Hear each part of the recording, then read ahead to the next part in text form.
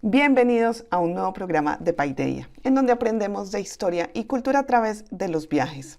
En esta ocasión viajaremos a Toledo, una ciudad española que fue amurallada por los romanos, edificada por los visigodos, embellecida por los musulmanes, convertida en ciudad imperial por los cristianos e influenciada por los judíos, quienes dejaron una profunda huella.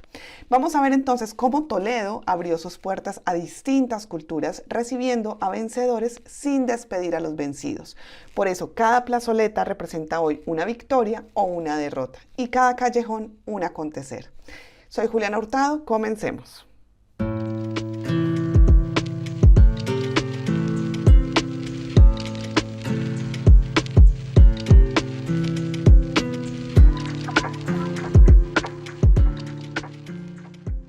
En el siglo II a.C., los romanos conquistaron unos asentamientos que pertenecían al grupo celta ibérico de los carpetanos. Sobre estas tierras, los romanos construyeron una urbe a la que llamaron Toletum y la convirtieron en un centro de la industria del hierro que suministraba espadas al ejército imperial. Cuando el Imperio Romano comenzó a decaer a comienzos del siglo V, las tribus godas germánicas se movieron con mayor facilidad hacia el occidente. Entre esas estaban los visigodos, que desplazaron a los romanos de la península ibérica. El rey visigodo Atanagildo trasladó la capital del reino a Toletum, ahora llamada Toledo, y la declaró ciudad regia. Toledo floreció con la erudición visigótica. Varios escritores de temas eclesiásticos fijaron allí su residencia y llegaron a existir 2 bibliotecas. Pero el problema religioso llegó a Toledo cuando el rey Atanagildo estableció una corte oficialmente arriana, una doctrina que dividió al mundo cristiano de entonces y que inclusive algunas corrientes cristianas declararon como herejía. Esto provocó choques entre los hispanos-romanos, seguidores del Papa, y los seguidores de la doctrina de Arrio, hasta que en el año 586 el rey Recaedo hizo su conversión oficial al catolicismo. Desde entonces, Toledo ha sido una ciudad clave para la Iglesia Católica de la península, especialmente por ser la sede de los concilios de Toledo hasta el año 702. Este periodo de preeminencia visigoda acabó en el 712, cuando los musulmanes omeyas invadieron la península desde el sur y establecieron su capital en Córdoba. Toledo permaneció varios siglos bajo el poder de los musulmanes, gobernada por familias locales con cierta autonomía respecto a los omeyas. Además, la ciudad fue un enclave geoestratégico importante, al haber estado en el límite del mundo musulmán del sur y el cristiano del norte de la península. La ciudad experimentó un periodo de decadencia durante las décadas posteriores. A merced de los señores de la guerra de la zona, se convirtió en un campo propicio para la rebelión y el descontento. Sin embargo, tras la caída de la dinastía de los omeyas en 1031, Toledo se convirtió en un reino taifa independiente y recuperó cierta estabilidad que permitió el florecimiento de la cultura y de los estudios. Incluso regresó la antigua industria metalúrgica que hizo de la ciudad una de las más ricas de la península. Los 373 años de dominación musulmana en Toledo fueron decisivos en la historia de la ciudad. No puede hablarse de Toledo sin tomar en consideración esta etapa, porque si bien otras ciudades de España tuvieron más preponderancia en el mundo árabe, Toledo siempre tuvo características que la individualizaron. La más importante, la mezcla de nacionalidades en su población formada por musulmanes, cristianos y judíos. En Toledo, como en ninguna otra ciudad europea, reinó en esos tiempos la tolerancia que hizo florecer las artes y las ciencias. Fue la Escuela de Traductores de Toledo del siglo XII la que tradujo del árabe al latín los textos de importantes pensadores de la antigüedad griega como Aristóteles, Platón, Hipócrates, Galeno, Ptolomeo, y de árabes como Avicena, Al-Farabi, Al-Kindi, realizando así un importante movimiento de recuperación del saber antiguo, continuador del que realizará la Escuela de Bagdad. Las famosas tablas toledanas del árabe Ibrahim al-Zaghali sobre el movimiento de los astros fueron utilizados por Copérnico para determinar el movimiento de la Tierra. En cuanto a los judíos, puede decirse que tenían la exclusividad en 3 actividades determinantes en la configuración de una sociedad: el comercio y la banca, el cobro y la administración de los impuestos y el ejercicio de la medicina. Pasemos ahora a una parte de la historia de suma importancia para los españoles, la Reconquista cristiana. En Toledo se sintió cuando el Reino de León, liderado por Alfonso VI, conquistó la ciudad en 1085. Después de él, reinó Urraca I, conocida como la Temeraria, una de las pocas mujeres que lideró un reino cristiano.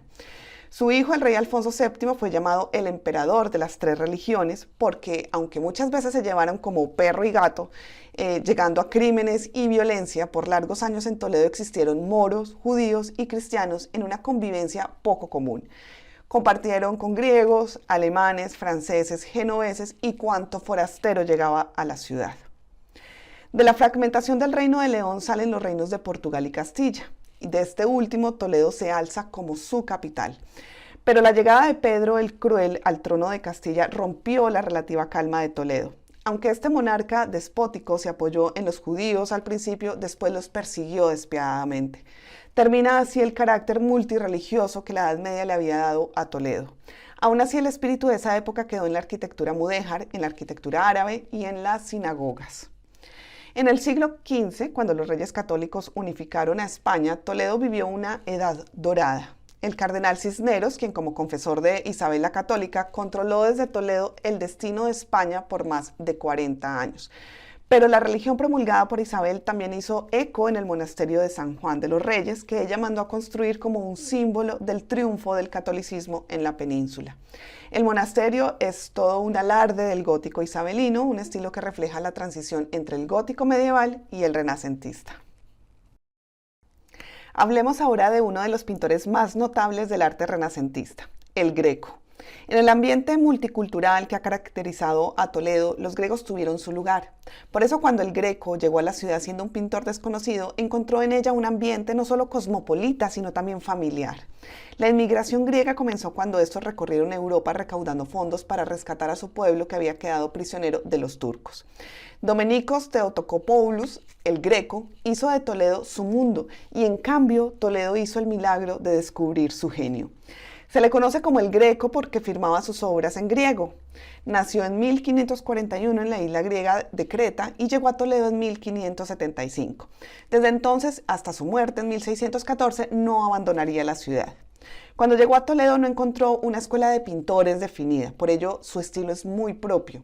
Es occidental, pero de un colorido de fuego con trasfondo que interpretó la mentalidad semiárabe toledana. El Greco representó la primera escapada del arte hacia un mundo intermedio entre el cielo y tierra que se debe tal vez a esa mezcla de civilizaciones que era la Toledo en la que él vivió. No existe una verdadera explicación para sus figuras alargadas, casi descarnadas. Unos la atribuyen a que buscaba sus modelos entre los locos de un manicomio y otros a un defecto de la vista. El entierro del conde Orgaz, una de sus pinturas más famosas, mide 4 metros con 80 centímetros de alto y 3 metros con 60 centímetros de ancho. Está en la iglesia de Santo Tomé en Toledo. En realidad toda la ciudad es hoy un monumento al genio de este pintor que también supo expresar el carácter español y más específicamente el toledano a pesar de ser extranjero. Sus cuadros se encuentran abundantemente en museos, iglesias y otros edificios históricos de la ciudad. Además, el viajero podrá visitar su casa-museo en donde se pueden apreciar algunos de los cuadros de la serie de los Apóstoles, así como su taller y sus habitaciones.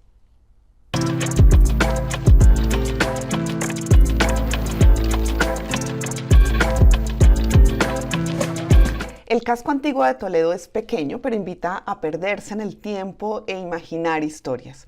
Un buen lugar para comenzar a recorrerlo es la plaza de Zocodover, en donde desde la época medieval está el mercado central. Aún hoy está llena de gente a todas horas. Visitar esta céntrica plaza puede ser la ocasión perfecta para realizar una pausa y disfrutar de la rica y nutritiva gastronomía que ofrecen los mesones y las tabernas, donde probar platos de sabor medieval que se riegan con vinos de la región. Imposible no parar en la catedral, que es el corazón de la ciudad. Es un templo inmemorial que fue consagrado a Santa María durante el reino visigodo. Con la dominación musulmana se convirtió en la mezquita central de Toledo, la cual fue no obstante destruida siglos después. La catedral actual, que data de 1220, es una reconstrucción de ese primer templo visigodo. El que sea una reconstrucción le aporta al visigodo original otros estilos arquitectónicos como el mudéjar. Aún así, la influencia visigoda continúa hoy en día en la singular celebración del rito mozárabe. Una liturgia del siglo VI que sobrevive después de que el cardenal Cisneros pusiera a prueba su legitimidad quemando misales en un auto de fe. Estos salieron más o menos intactos. La catedral es una auténtica galería de arte. Por ejemplo, en la sacristía encontramos obras de Velázquez, de Goya y por supuesto del Greco. además de las vidrieras de las que resalta el rosetón sobre la puerta del reloj. De hecho, es la más antigua de ellas. Y no podemos dejar de mencionar la custodia de arte del siglo XVI con sus 18 kilogramos de oro puro y 183 kilogramos de plata. Durante la fiesta del Corpus Christi, la custodia se pasea por las calles de Toledo. Seguimos con el emblemático Alcázar de Toledo, erigido sobre el antiguo castillo medieval de la dinastía de los Trastámara. Alcázar viene del nombre árabe Al-Qasar, que significa fortaleza. Es más, esta es una fortaleza que data de tiempos romanos y que ha sido reconstruida y embellecida a lo largo de los siglos sin perder su estampa imponente y bélica, aunque su imponencia se debe también a que es el punto más alto de la ciudad. Entre los reformadores está Abderramán III, el primer califa de Córdoba, quien en el siglo X erigió aquí su gran fortaleza. Alonso Covarrubias lo reconstruyó como residencia real para Carlos I, pero la corte se trasladó a Madrid y la fortaleza acabó convirtiéndose en una academia militar. En el siglo XX, el Alcázar sufrió graves daños en la Guerra Civil del 36. La tenaz resistencia de los soldados y la famosa negativa de su comandante, Moscardó, a entregar la fortaleza a cambio de la vida de su hijo, convirtieron al Alcázar en un poderoso símbolo nacionalista. Finalmente, el Alcázar fue reconstruido bajo el franquismo y ha sido reabierto como un vasto museo. Terminamos con la Sinagoga del Tránsito, construida en 1355. La antigua judería de Toledo tenía 10 sinagogas, de las cuales solo quedan 2. Con la expulsión de los judíos de España en 1492, la judería es ocupada por la nobleza y la Sinagoga del Tránsito es traspasada a la orden militar y religiosa de Calatrava, que sitúa allí el priorato de San Benito y la convierte en iglesia privada. En el siglo XVII, la iglesia pasa a ser conocida popularmente como del Tránsito por un cuadro del Tránsito de Nuestra Señora que adorna el altar. En 1877 se declara la Capilla del Tránsito como monumento nacional, adoptando el carácter secularizado que tiene hasta hoy. En 1964 se decide que ese edificio recobre el nombre de sinagoga, pero ahora con el nombre del Tránsito. Pero no para ser un edificio de culto religioso judío, sino para ser la sede del Museo Sefardí, el cual cuenta con exposiciones dedicadas a la historia de la cultura judía en España. Incluye también hallazgos arqueológicos, un jardín conmemorativo, trajes y artefactos ceremoniales.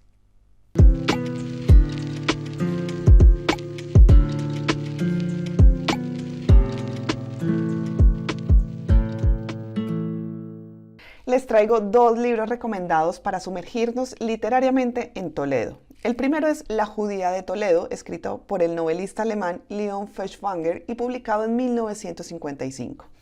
El libro retrata una historia de amor y violencia ocurrida en el siglo XII, pero que sigue presente en el imaginario español, la del rey Alfonso VIII de Castilla y la judía Raquel.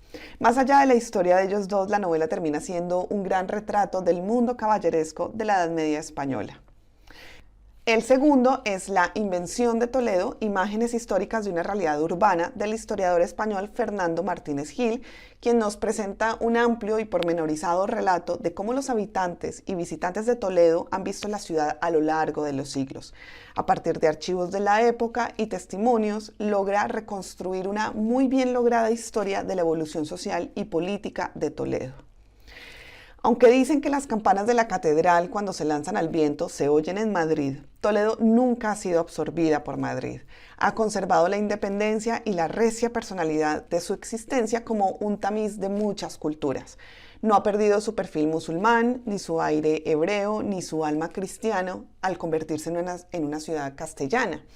En Toledo está la esencia de España, está el resumen de su historia. En una época en que se llega a Marte, pero en la que no se sabe convivir, en la ciudad 3 veces real por visigoda, por mora y por cristiana, hay que detenerse, hay que pensar y profundizar. Si te ha gustado este video, dale me gusta y suscríbete al canal. Conoce nuestros itinerarios de viajes culturales en nuestra página web. Soy Juliana Hurtado, hasta un próximo destino.